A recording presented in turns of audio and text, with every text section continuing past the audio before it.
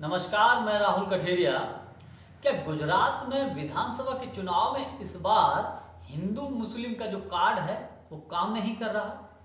ये बात मैं इसलिए बोल रहा हूँ कि ये पहली दफ़ा ऐसा हो रहा है कि प्रधानमंत्री मोदी जी गुजरात में घर घर जाकर वोट मांग रहे हैं। गुजरात के विधानसभा के चुनाव में पहली दफ़ा ऐसा हो रहा है कि प्रधानमंत्री मोदी जी और गृह मंत्री अमित शाह जी की रैलियों में आधी या आधे से अधिक कुर्सियां खाली रह जाती हैं। इसी टॉपिक पर मैं और अधिक विस्तृत चर्चा करूंगा, लेकिन उससे पहले यदि आपने अभी तक हमारे YouTube चैनल राहुल काटा को सब्सक्राइब नहीं किया तो सब्सक्राइब कर लीजिए, घंटी के बटन को दबाइए और पर ज़रूर क्लिक कर लीजिए।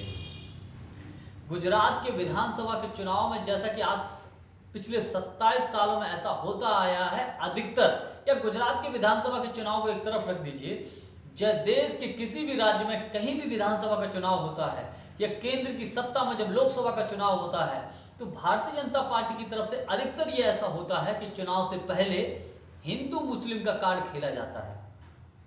लेकिन इस बार गुजरात के विधानसभा के चुनाव में हिंदू मुस्लिम का जो कार्ड है वो फेल होता हुआ दिखाई दे रहा है, क्योंकि प्रधानमंत्री मोदी जी, अमित शाह जी की रैलियों में आधे या आधे से अधिक कुर्सियां खाली रही जा रही हैं और इसकी वजह से प्रधानमंत्री जी को गुजरात में घर घर जाकर वोट मांगने पड़ रहे हैं। और जब भाजपा या भाजपा के तमाम बड़े नेता वोट मांगने जाते हैं तो जनता सवाल पूछती है मोरबी को लेकर। मोरबी में जो हादसा हुआ था, 150 के आसपास लोगों की मृत्यु हुई थी, उस मामले को लेकर जब सवाल जवाब करते हैं कि कैसे एक पुल की देखरेख का जिम्मा एक घड़ी कंपनी को दे दिया गया और जो उसके वास्तविक जिम्मेवार लोग थे क्या उनके ऊपर कार्रवाई हुई, ये गुजरात की जनता इस बात को जानना चाहती है। गुजरात की जनता इस बार जवाब मांग रही है कि मोदी जी ने पहले 2 करोड़ लोगों को प्रतिवर्ष रोजगार देने की बात कही थी, कहाँ है 2 करोड़? मोदी जी ने नोटबंदी से पहले यह कहा था कि नोटबंदी में काला धन वापस आएगा, काला धन खत्म हो जाएगा। कौन सा काला धन खत्म हो गया भैया? गुजरात की जनता ये जवाब मांग रही है भाजपा के नेताओं से कि नोटबंदी की वजह से जो छोटे छोटे उद्योग धंधे होते हैं वो छोटे छोटे उद्योग धंधे बिल्कुल खत्म और चौपट हो गए हैं।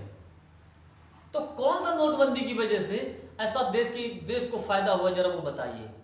तो सवाल वहां की जनता वाजिब सवाल पूछ रही है, तो भारतीय जनता पार्टी के नेताओं को सवाल देते हुए नहीं बन रहा है। गलत जीएसटी के बारे में सवाल पूछे जा रहे हैं। इधर कांग्रेस पार्टी तो अंदर खाने रणनीति चल ही रही है, बड़ी शांतिपूर्ण तरीके से अपना काम कर रही है। अभी कुछ दिन पहले भारत जोड़ो यात्रा में राहुल गांधी जी ने एक दिन का समय निकाला और गुजरात में विधानसभा के चुनाव में जाके वोट मांगे।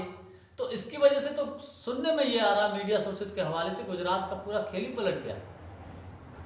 कंडीशन ये है कि 27 सालों के बाद संभावना प्रबल ये है कि गुजरात में सरकार बदलने जा रही है। पहली दफ़ा गुजरात में ऐसा हो रहा है कि हिंदू मुस्लिम भाजपा का जो कार्ड है वो फेल होता हुआ दिखाई दे रहा है, चल ही नहीं रहा है।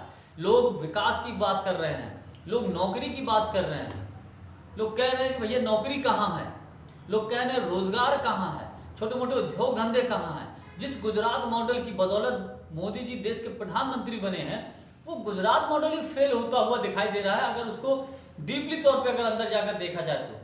क्योंकि कई ऐसे मीडिया के तमाम ऐसे लोग हैं जो वास्तविक ईमानदार तरीके से पत्रकारिता करते हैं, गुजरात की लोकल की खबरों को, जमीन से जुड़ी हुई खबरों को निकाल कर लेकर आते हैं, तो हकीकत तब बयान होती है कि आखिर सच्चाई है क्या।